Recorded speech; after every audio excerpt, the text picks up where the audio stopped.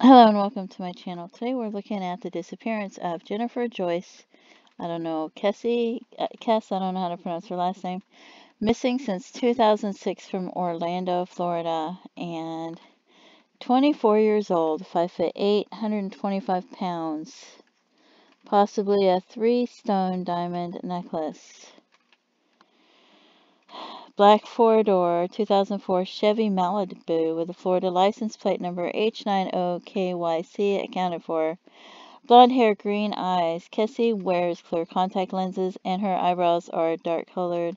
She has skin tags on the outside of her left hand and a birthmark on the middle finger of her left hand, a non-raised faded strawberry birthmark on her ribs, a cleft in her chin, a quarter-sized tattoo of a shamrock on the left side of her buttock, and a surgical stars on the inside of her left elbow. Whoops. Kesse's nickname is Jen. Depending on her clothing, her eyes may appear to be blue. Stunningly beautiful. And there's the image of the person who took her car and dropped it off. It's a thin person with, yeah, I don't, Kesse was last seen contacted via cellular phone at approximately 10 p.m. on January 24, 2006. She was at her residence at Mosaic Apartments in the vicinity of the 3700 block of Conroy Road in Orlando, Florida at the time.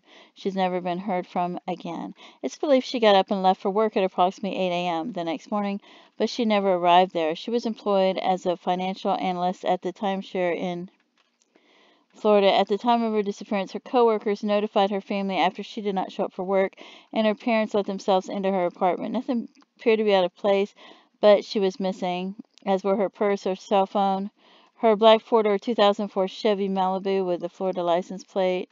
Photographs of the car posted with a case summary. 3 days after her disappearance, her car was found in the parking lot of the Huntington on the Green apartment complex at Americana in Texas, less than a mile from her residence. Residents at the complex stated the car had been parked in the lot for several days. Bloodhound tracked her scent from her vehicle back to her own residence. There were no signs that a struggle had taken place in or around the car, and its valuable DVD player had not been stolen. Authorities announced they were looking for a person of interest after reviewing surveillance tapes in the area where her car was found. An unidentified person, probably about 5'3" to 5'5", was seen parking her car, getting out and walking away. He looks like he's standing, got work boots on. The individual is the prime suspect in her case. Investigators have been unable to tell whether they are male or female. Looks male to me. A photograph of the person is posted in this case summary. He or she is wearing clothes similar to what a painter or manual worker would wear. That's what I was thinking. Prior to her disappearance, she had experienced concern that her apartment complex was unsafe. She had been living on her own for only a few months prior to her disappearance, and there were few other residents in the complex, which was under construction. Ooh. She stated she was frightened of some of the construction workers. It has not been proven that any of them were involved in her disappearance. However, she had a good relationship with her boyfriend and vacationed with him in the Virgin Islands the month before she went missing. He is not considered to be a suspect, and he has an alibi. So, yeah. Oh, that's so sad. So she could have been, I wonder if they did a search of the building and went through all of the apartments to see if she was there. You know, that's what I would have done. It's under construction. You got to go to all of the places and search to see if she's there, right? Did they even do that? That is so sad. Wonder if I can zoom in and see this better.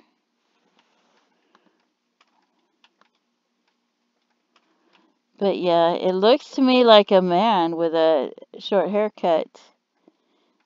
And he looks like he's wearing work shoes, and he looks like he's wearing like work clothes. So I don't know.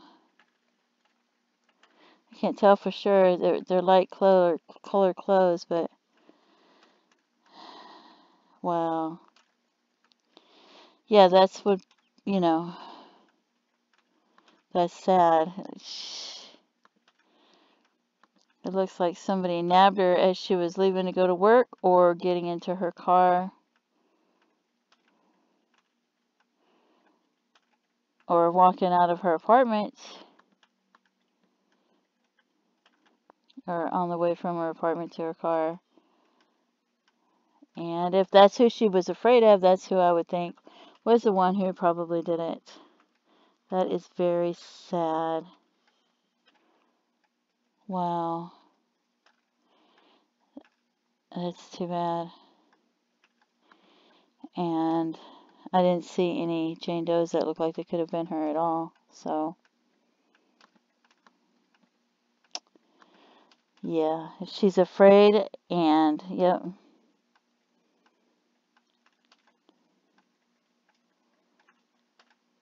Yeah. I don't know. Anyway, hopefully she's okay. And if you know of anything, if you've seen anything, even if you think, oh, this isn't important, and I saw this and this happened, but, you know, I don't know, if you think it's not important, don't think of whether it's important or not. Get a hold of them and let them know. Let them decide if it's important or not.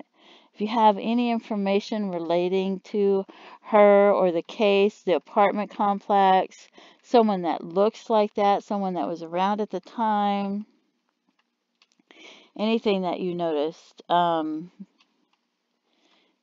wearing those kind of clothes that looks like that,